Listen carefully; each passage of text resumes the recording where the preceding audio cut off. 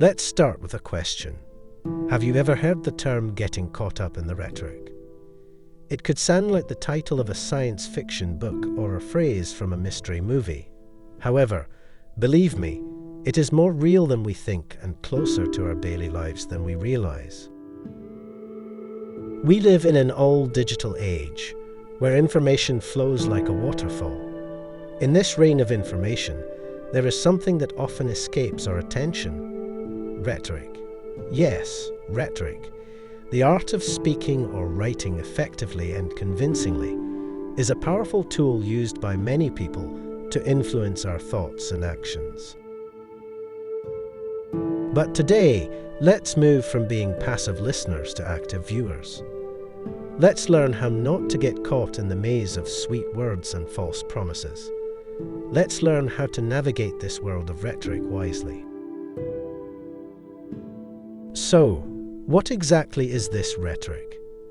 If we try looking in a dictionary, we will find definitions like the art of effective or persuasive speaking or writing. But let's keep it simple.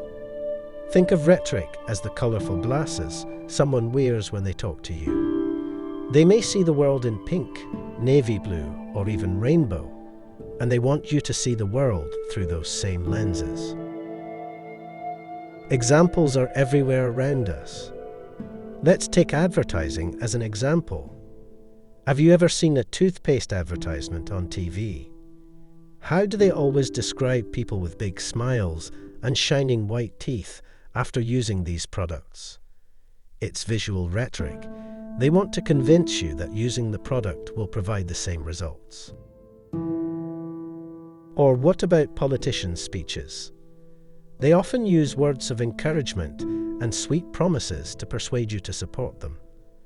It is also a form of rhetoric, using language to influence the thoughts and feelings of others. So, what happens if we get stuck in this rhetoric? Imagine you are in the middle of the wilderness.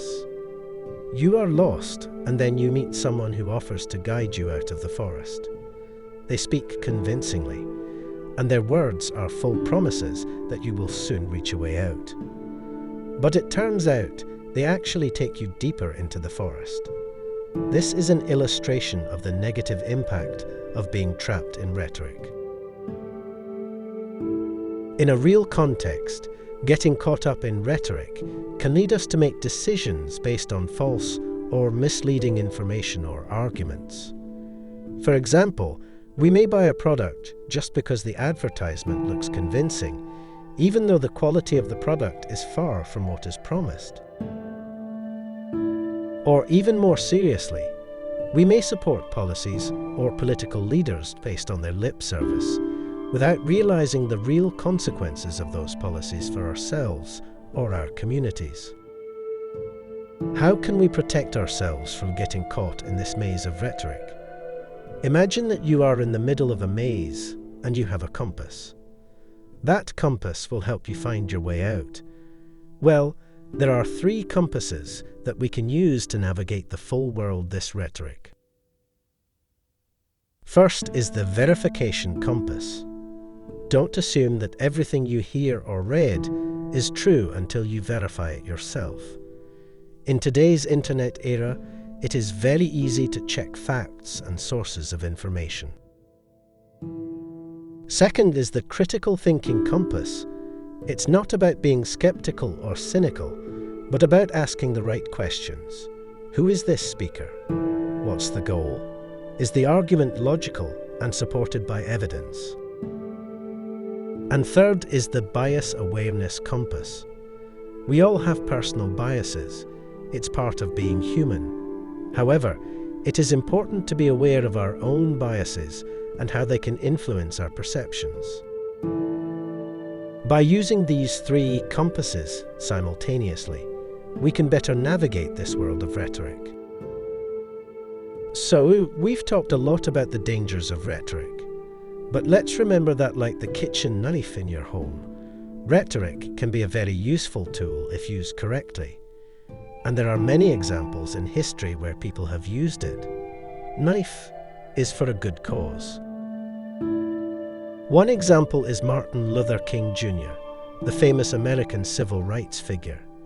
In his "I Have a Dream" speech, he used the power of rhetoric to convey a vision of a just and equitable society. He does not allow himself to be carried away by the negative rhetoric of others, instead choosing to write his own narrative and influence others in a positive way. Another example is Malala Yousafzai, a young woman from Pakistan who fought for the right to education for women in her country. Despite facing serious threats, he continued to speak loudly and convincingly about the importance of education for all children. These two figures show us that when used wisely and responsibly, rhetoric can be a powerful tool for bringing about positive change. As we close this discussion, I want you all to remember one thing. Rhetoric, like the sun in the sky, is always around us. Just as the sun can give life or burn blazing, rhetoric can also be used for good or bad purposes. It depends how we choose to respond to it. Let's make ourselves wise sailors in this sea of rhetoric. Use the compass of verification, critical thinking, and bias awareness that we discussed today. And remember that while the waves of rhetoric may be strong and large, with proper navigation and the right equipment, there is no reason for us to sink. Last but not least, don't be afraid to use your own rhetorical powers for good. Like Martin Luther King Jr. and Malala Yousafzai has shown us, words can have incredible power to bring about positive change. Thank you for your attention at this time. Hopefully what we've covered will help you navigate the colourful world of rhetoric with more wisdom and confidence.